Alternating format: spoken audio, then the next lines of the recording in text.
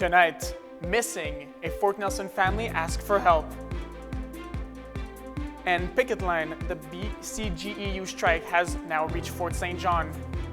And awards, Fort St. John announced the winners of the 2025 Community Awards.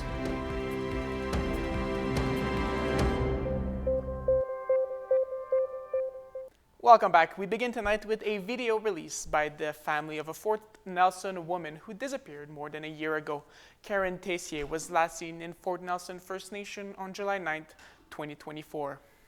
Karen was a mother, a daughter, a sister, a grandma, an aunt, and a wife, and a good friend to so many. And I know someone knows what happened to her and where she is. Please do the right thing and talk. Tessier's black Dodge Caravan was found in a rural nearby area 5 days later, burned in a gravel pit. Tessier is described as an indigenous female. She stands at 5 feet 5 inches and weighs 177 pounds. The 58-year-old has brown hair and brown eyes. Tessier's family is pleading for anyone who may have information to come forward and contact the RCMP. To Chetwynd RCMP now, Monteys are looking for a pair of men wanted on warrants. Chad Joseph Alex Gauthier is currently wanted for assault and mischief. Gauthier is described as an indigenous male. He stands at 5 feet 11 inches and weighs 154 pounds. The 37-year-old also has black hair. The second man wanted by the Chetwynd RCMP is Jared Colton Leprech. He's wanted for aggravated assault, uttering threats, and assault. Lepreth is described as an indigenous male. He stands at 5 feet 8 inches and weighs 209 pounds. The 33-year-old has brown hair and brown eyes.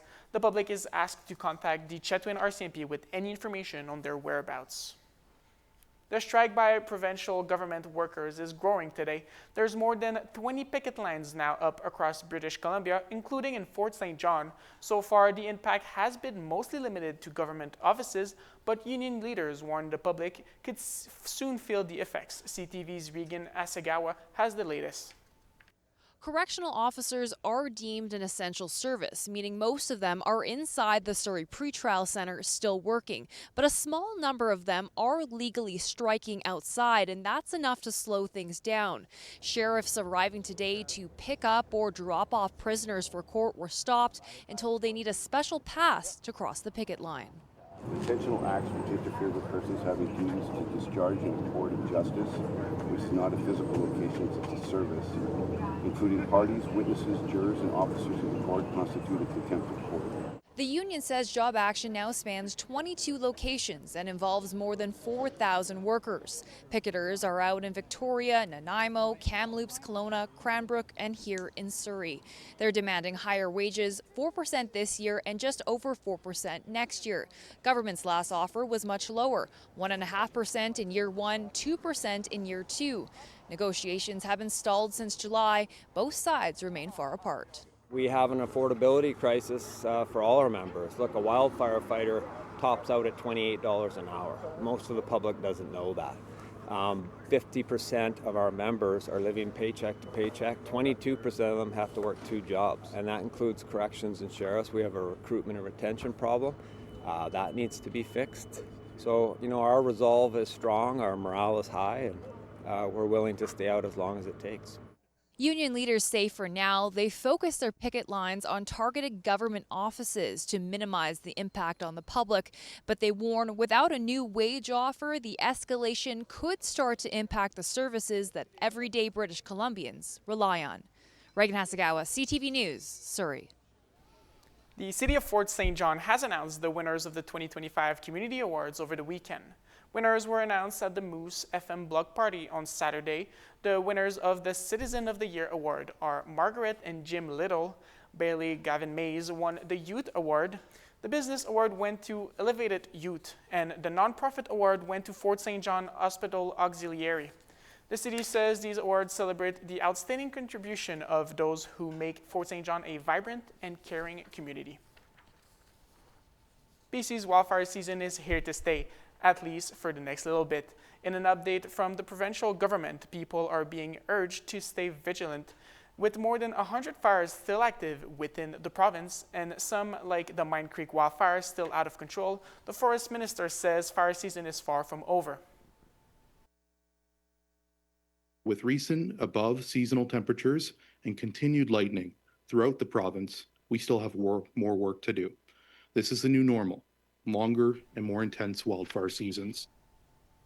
Environment Canada has issued a weather alert for severe thunderstorms in some places. It says despite receiving some rainfall, it's still not enough to combat the extended period of dry conditions, increasing the risk of fires caused by lightning. The BC legislature is set to return next month, and new data shows our Premier's approval rating is slipping.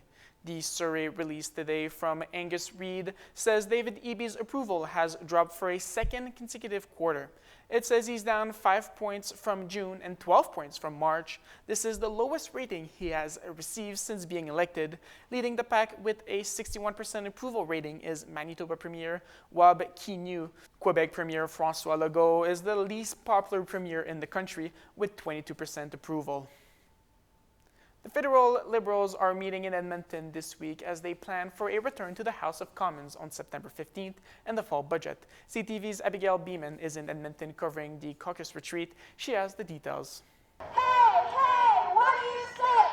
Pharmacare is here to stay. Hoping MPs in the hotel will hear them, a group of healthcare advocates wants to hold Mark Carney to the Trudeau government's promises on pharmacare. Alberta is not one of the 3 provinces and 1 territory that have a deal, which impacts Crystal Sutherland's mother, living with type 1 diabetes. It would be a huge financial burden off of somebody who is on a budget. But this isn't the Trudeau government. The health minister is not yet at the event. Her office tells CTV News the economic context has changed since pharmacare was launched, and they're reviewing the existing agreements before any next steps. They're making excuses, using weasel words like protecting agreements rather than actually implementing the full law. We don't think that's acceptable. Not furthering pharmacare is only one potential difference. The government has yet to firmly commit to previous climate targets for 2030 or 2035, with some MPs launching their own environmental caucus. It's normal for MPs to want to get together to talk about certain things that they care about. Former Environment Minister Stephen Guilbeault said he'd attend the new environment meeting, but wouldn't share his thoughts on potentially not meeting targets.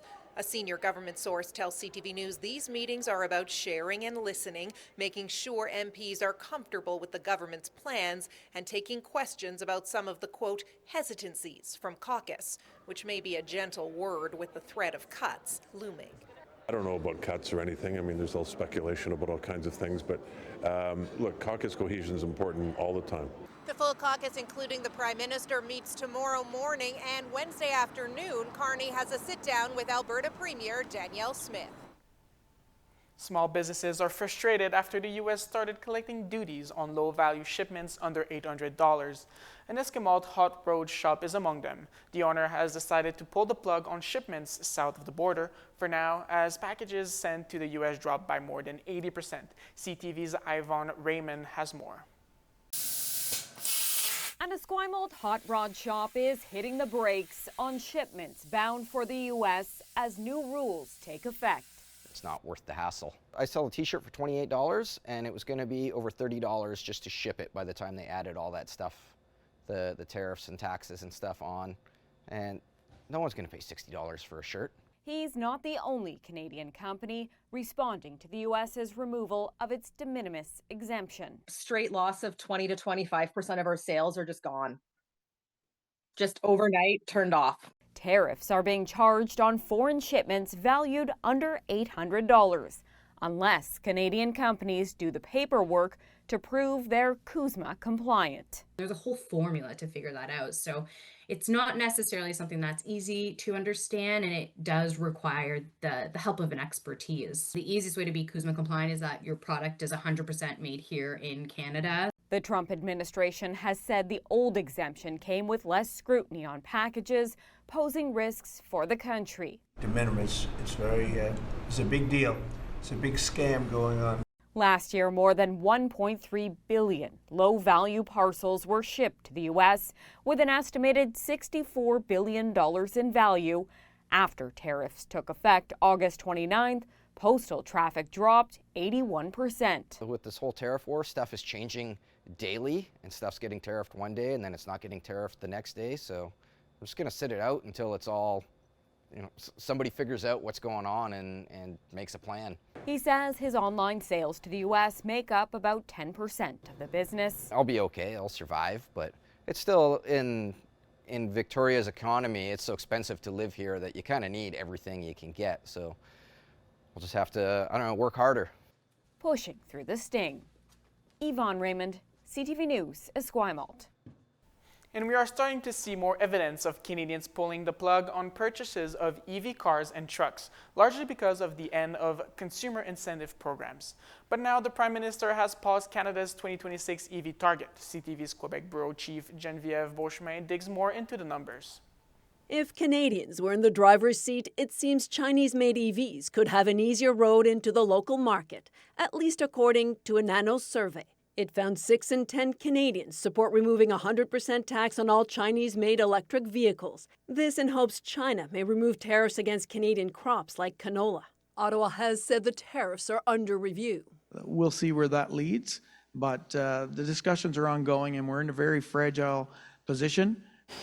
Canada imposed that tariff in October 2024, saying it was protecting local manufacturers from unfair trade practices by China. But since sales of EVs have hit bumps in the road, new numbers show EV sales dropped 39% since last year and plug-in hybrids 2%. Statistics Canada points to rebates for zero-emission vehicles drying up. That drives up the cost of EVs. Some say a mix of incentives, mandates, but also a more open market could help boost sales. It's going to be a more efficient transition if we open up the market so that anyone who can provide quality electric vehicles that our consumers choose to buy, there will be only that much more choice for consumers. Without tariffs, but also without adding the costs of safety certification and shipping, the price tag for a Chinese-made Seagull by BYD, now the world's largest EV manufacturer, is around $13,800. Some in Canada's industry say the low cost could come at a high price. Certainly, running around with a blind spot isn't good, but also giving away your market because of pressure, because EV enthusiasts would like to see these Chinese vehicles. Well, the enthusiasts don't employ anybody. Ottawa has said that Canadian consumers deserve cheaper EVs, but some manufacturers say scrapping tariffs isn't the way to go. Geneviève Beauchemin, CTV News, Montreal. NHL officials say a decision on the fate of the hockey players at the center of a high-profile sexual assault trial will come in the near future. Michael McLeod, Carter Hart, Alex Formenton, Dylan Dubé, and Cal Foote were acquitted of sexual assault charges in July. The NHL said they'd be ineligible to play in the league until officials review the findings. The NHL Players Association says the men should be allowed to return to work because they were not found guilty. Deputy Commissioner Bill Daly says the NHL takes the matter very seriously, and that's why it's still under review. Stay tuned, we'll be right back with weather.